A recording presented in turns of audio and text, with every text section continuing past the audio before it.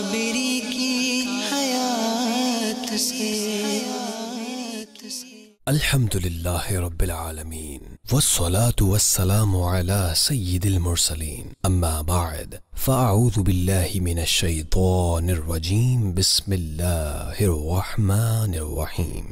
الصلاة والسلام عليك يا رسول الله وعلى آلك وأصحابك يا حبيب الله. الصلاة والسلام عليك يا نبي الله وعلى آلك وأصحابك يا نور الله. پیارے اسلامی بھائیوں اور مدنی چینل کے ناظرین، پروگرام ہے ایک قصہ ایک سبق، اور آج ہم آپ کے سامنے اللہ پاک کے آخری نبی صلی اللہ علیہ وآلہ وسلم کی آمد کے بعد حضرت سیدتنا حلیمہ سعدیہ کے گھر میں آنے والی برکات کا تذکرہ سنیں گے. آئیے سب سے پہلے درود پاک کی فضیلت سنتے ہیں. درود پاک کی فضیلت: جسے یہ پسند ہو کہ اللہ پاک کی بارگاہ میں پیش ہوتے وقت اللہ پاک اس سے راضی ہو، اسے چاہیے کہ مجھ پر کثرت سے درود شریف پڑھے. صلو علی الحبیب صلی اللہ علی محمد صلی اللہ علیہ وآلہ وصحبہ وسلم.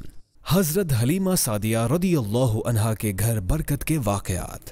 آقائے دو جہاں صلی اللہ علیہ وآلہ وسلم کی ولادت کے بعد سب سے پہلے آپ صلی اللہ علیہ وآلہ وسلم کی والدہ ماجدہ حضرت سیدتنا بی بی آمنہ رضی اللہ عنہا نے اپنے نور نظر اور لخت جگر کو دودھ پلایا. پھر ابو لہب کی آزاد کردہ کنیز حضرت ثویبہ رضی اللہ عنہا نے یہ شرف پایا. ان کے بعد آپ صلی اللہ علیہ وآلہ وسلم کو دودھ پلانے کی سعادت حضرت سیدتنا حلیمہ سعدیہ رضی اللہ عنہا کے حصے میں آئی. یقیناً یہ اللہ پاک کا فضل عظیم ہی تھا کہ حضرت سیدتنا حلیمہ سعدیہ رضی اللہ عنہا کی سوئی ہوئی قسمت بیدار ہو گئی اور سرور کائنات شاہ موجودات صلی اللہ علیہ وآلہ وسلم ان کی آغوش میں آ گئے. اپنے خیمے میں لا کر جب آپ رضی اللہ عنہا دودھ پلانے بیٹھیں تو باران رحمت کی طرح برکات نبوت کا ظہور شروع ہو گیا.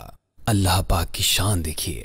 حضرت سیدتنا حلیمہ سعدیہ رضی اللہ عنہا کے اس قدر دودھ اترا کہ رحمت عالمیان صلی اللہ علیہ وآلہ وسلم نے اور آپ صلی اللہ علیہ وآلہ وسلم کے رضائی بھائی نے بھی خوب پیٹ بھر کر دودھ پیا اور دونوں آرام سے سو گئے.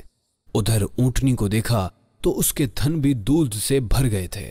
حضرت سیدتنا حلیمہ سعدیہ رضی اللہ عنہا کے شوہر نے اس کا دودھ دوہا اور دونوں میاں بیوی نے خوب سیر ہو کر دودھ پیا اور رات بھر سکھ اور چین کی نیند سونا نصیب ہوا. حضرت سیدتنا حلیمہ سعدیہ رضی اللہ عنہا کا شوہر سرکار ذی وقار صلی اللہ علیہ وآلہ وسلم کی یہ برکتیں دیکھ کر حیران رہ گیا اور کہنے لگا، حلیمہ تم بڑا ہی مبارک بچہ لائی ہو. حضرت سیدتنا حلیمہ سعدیہ رضی اللہ عنہا نے کہا کہ واقعی مجھے بھی یہی امید ہے. وجود مصطفیٰ صلی اللہ علیہ وآلہ وسلم کی برکتوں کی کوئی انتہا ہی نہیں. آپ صلی اللہ علیہ وآلہ وسلم نے حضرت سیدتنا حلیمہ سعدیہ رضی اللہ عنہا کے مکان کو اپنی آمد کا شرف کیا بخشا. ہر طرف بہار آ گئی. آپ صلی اللہ علیہ وآلہ وسلم کے وجود مسعود کی برکتوں سے نہ صرف حضرت سیدتنا حلیمہ سعدیہ رضی اللہ عنہا نے حصہ پایا بلکہ ان کے جانوروں نے بھی آپ صلی اللہ علیہ وآلہ وسلم سے خوب فیوز و برکات حاصل کیے. حضرت سیدتنا حلیمہ رضی اللہ عنہا فرماتی ہیں کہ جب ہم رحمت عالم صلی اللہ علیہ وآلہ وسلم کو اپنی گود میں لے کر مکہ شریف سے اپنے گاؤں کی طرف روانہ ہوئے تو میرا وہی خچر جو پہلے بہت کمزور تھا اب اس قدر تیز چلنے لگا کہ کسی کی سواری اس کی گرد کو نہیں پہنچتی تھی. قافلے کی عورتیں حیران ہو کر مجھ سے کہنے لگیں کہ اے حلیمہ، کیا یہ وہی خچر ہے جس پر تم سوار ہو کر آئی تھیں یا کوئی دوسرا تیز رفتار خچر تم نے خرید لیا ہے؟ الغرض ہم اپنے گھر پہنچے. وہاں سخت قحط پڑا ہوا تھا. تمام جانوروں کے تھنوں میں دودھ خشک ہو چکا تھا، لیکن میرے گھر میں قدم رکھتے ہی میری بکریوں کے تھن دودھ سے بھر گئے.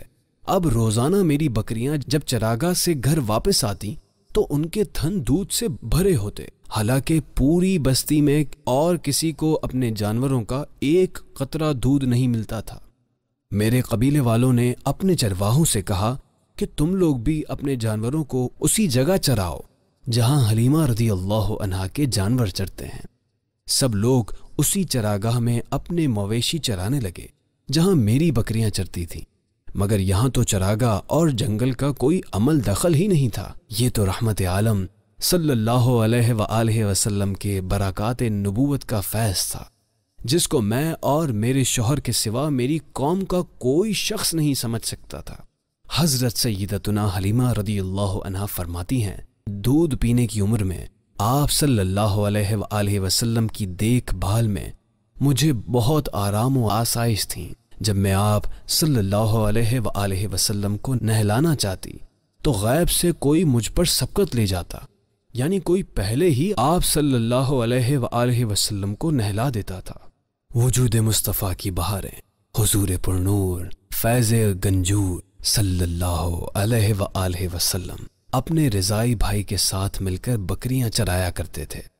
آپ صلی اللہ علیہ وآلہ وسلم کے رضائی بھائی ایک دن اپنی والدہ سے عرض کرنے لگے، امی جان، میرا حجازی بھائی جب کبھی کسی خشک وادی میں قدم رکھتا ہے تو اس کی تازگی و ہریالی لوٹ آتی ہے۔